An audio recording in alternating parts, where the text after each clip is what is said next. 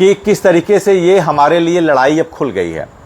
अभी आपको बताएं कि नीट पेपर लीक विवाद में जो विरोध हुआ पेपर लीक में, जिसमें 22 छात्रों की जान चली गई थी उस समय आत्महत्या के बाद, और उसमें ये बताया गया कि 22 लाख परीक्षार्थी थे, उनके साथ गलत हुआ, पेपर आउट हुआ। उसका फिर पहले तो केंद्र सरकार ने नहीं माना कि पेपर लीक हुआ है, लेकिन बाद में केंद्र सरकार ने माना और उस पर जो विरोध हुआ, उस विरोध के कारण केंद्र सरकार को अपना निर्णय लेना पड़ा, नीति बनानी पड़ी, धर्मेंद्र प्रधान जी का इस्तीफा हुआ। हम तो 1 सितंबर से ही कह रहे थे कि धर्मेंद्र प्रधान जी हमारे लिए बिल्कुल भी, उनका जो अप्रोच था वो बिल्कुल भी एक अभिभावक की तरह नहीं था। बहुत, मैं इसको ईमानदारी से स्वीकार करूंगा, उनसे मिलते भी थे हम लोग तो किसी भी तरीके के। सबसे बड़ा दुर्भाग्य ये है कि इतने बड़े 22 लाख नीट के परीक्षार्थियों से भी बड़ी समस्या देश में 25 लाख शिक्षकों की है, जो 11 महीने से भुगत रहे हैं। लेकिन कभी भी धर्मेंद्र प्रधान जी ने हमारी समस्या को गंभीरता से लिया ही नहीं। मैं बहुत ईमानदारी से कह रहा हूं, उन्होंने कभी लिया ही नहीं। इसके लिए उन्होंने कभी अपना कुछ स्टैंड क्लियर किया ही नहीं। वो फिर वही बातें जो होती हैं, उन्होंने पश्चिम बंगाल के भी चुनावी भाषण में कहा कि हम देखेंगे, और जिस तरीके से उन्होंने एक शब्द का इस्तेमाल किया कि आप मुझे जिताएंगे तो मैं आपको ये करूंगा, ये मुझे नहीं लगता एक डिग्निफाइड पॉलिटिकल लीडर की भाषा हो सकती है। He even it does not suppose to have such words which has been delivered in that election assembly. वो नहीं होना चाहिए, उनकी डिग्निटी पे सूट नहीं करता। मुझे वहीं लगा कि आप जो है किस तरीके से 25 लाख शिक्षकों के साथ न्याय करेंगे। उस क्रम में जब विरोध हुआ तो हम तो पहले से ही कह रहे थे कि आप इस पद के साथ जस्टिफाई नहीं कर रहे हैं, तो हमें इस पद के लिए एक ऐसे आदमी की जरूरत है, एक ऐसे व्यक्ति को जो इन शिक्षकों की समस्या को तो जाने। आप समस्या को जानने के लिए नहीं तैयार हैं। आपने कहा था कि कोर्ट में जब होगा तो हम इस मामले में आपके लीगल मदद के लिए तैयार हैं, एनसीटी के काउंसिल इस बात पे खड़े होंगे, आपके पक्ष में वो, तभी हम, आप लोग कहते थे कि आप लोग हमेशा कहते थे डंके की चोट पे ये होगा, डंके की चोट पे वो होगा। आप लोग, कुछ लोग हम लोग को वो भी करते हैं कि आप तो कहते थे ये होगा वो होगा, ऐसे क्यों नहीं हुआ। तो आपको बता दें कि जिस गवाह पे आप विश्वास करके कोर्ट में उम्मीद रखते हैं कि उस दिन में वो गवाह अपने 2 लाइन के स्टेटमेंट को देंगे, अगर वो गवाह नहीं देंगे तो, गवाही नहीं देंगे तो आप क्या कर सकते हैं। सरकार ने हमको ये कहा था, अच्छा सरकार अगर इसको लड़ती तो फिर हम बड़े वकील नहीं करते। हम ये जान रहे थे कि हमारे लिए नौकरी कितनी महत्वपूर्ण है, हम बड़े से बड़े वकील खड़ा करेंगे। सरकार अगर नहीं भी कर रही है तो हम बड़े से बड़ा वकील खड़ा करेंगे। हमने उसी के लिए आपके सहयोग से देश के जो सबसे दिग्गज वकील हैं, आप हरी साल्वे साहब लंदन रहते हैं, नहीं तो हम उनको भी अप्रोच करते, उनके भी प्रयास में हम थे। अभिषेक मनु सिंह, मुकुल रोहतगी, जो टॉप 2 वकील हैं, हमने उनको किया, इसलिए कि हमारे लिए लड़ाई बहुत महत्वपूर्ण थी, हमने उनको खड़ा किया।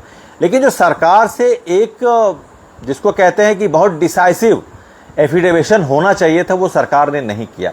वो सारा जो कंफ्यूजन क्रिएट हुआ कोर्ट रूम में उस समय, डिबेट के समय, वो वहां पर सरकार की जवाबदेही तय होनी चाहिए थी कि सरकार किस तरीके से स्टैंड ले रहा है।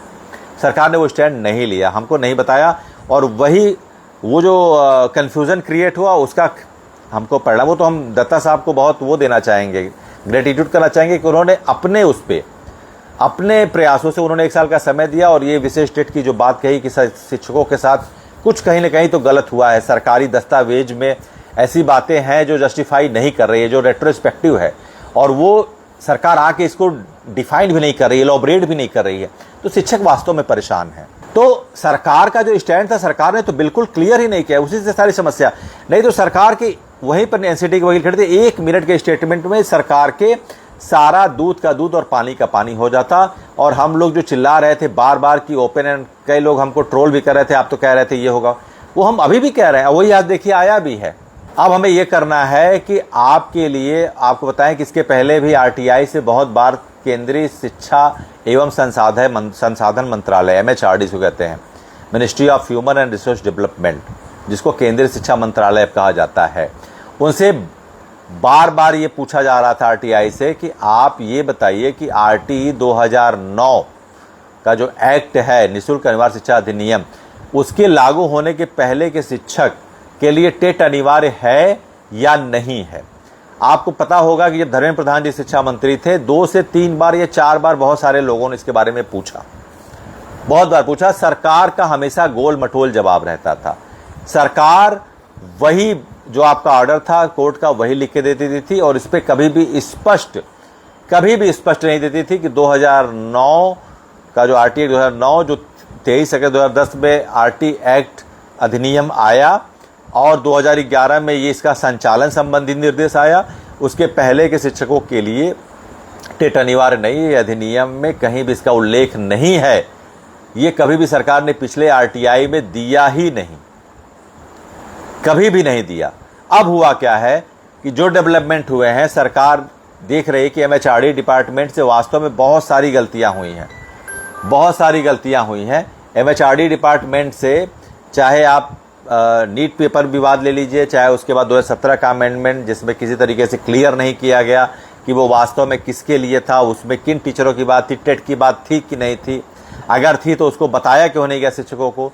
तो उन सारे बिंदुओं पर अभी हाल फिलहाल में इसमें एक बहुत बड़ा डेवलपमेंट आया है कि एक आरटीआई का जवाब। अब देखिए, सरकार वास्तव में इसमें सेटबैक ली है, सरकार मान रही है कि रेट्रोस्पेक्टिव चीज़ों को लागू किया गया, सरकार ये मान रही है कि चीज़ें और बदली है। सरकार की जवाब का जो लहजा है वो भी बदल गया है, पहले वाला नहीं है, पहले वाला जवाब नहीं है जो सरकार गोल मटोल दे दी थी। अभी जो आरटीआई हमारे पास आया है उसका जवाब सरकार का, उसमें सरकार ये साफ साफ कह रही है कि आरटी एक्ट 2009 जो 23 अगस्त 2010 को एनसीटी, सरकार ने कहा कि एनसीटी, आरटी एक्ट कभी टेट को नहीं मानता, लेकिन एनसीटी जो national council of teacher education, वो जो शिक्षक भर्तियों में अर्हता की निर्धारित संस्था करती है, जो निर्धारण करती है संस्था, एनसीटी ने 23 अगस्त 2010 में साफ साफ कहा है कि इसके बाद की भर्तियों में टेट अनिवार्य रहेगा 23(1) में।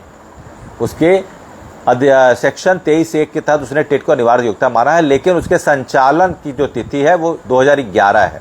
और सुप्रीम कोर्ट ने इसलिए थोप दिया कि सुप्रीम कोर्ट को जो जवाब देना था, जिस संस्था की जिम्मेदारी थी सुप्रीम कोर्ट को, वो थी केंद्र सरकार, और केंद्र सरकार ने बिल्कुल हमको फुटबॉल बना दिया था, बिल्कुल फुटबॉल। जिस तरीके की धर्मेंद्र प्रधान जी का इंटेंशन था वो वास्तव में इस विभाग के लिए जस्टिफाई करते ही नहीं थे। किस तरीके से उन्होंने इतने दिन संभाला, मुझे इस पे बहुत वो है कि उन्होंने इतनी बड़ी शिक्षकों की समस्या की, इस कालखंड में कर्मचारी इतिहास में इतनी बड़ी समस्या कभी नहीं आती, और उनका अप्रोच बिल्कुल कैजुअल था, बिल्कुल ईजी था। वो तो सुनना ही नहीं चाहते थे, वो सुनना ही नहीं चाहते थे, वो तो ऐसे टालने वाली भाषा बोलते थे, ये कर देंगे वो कर।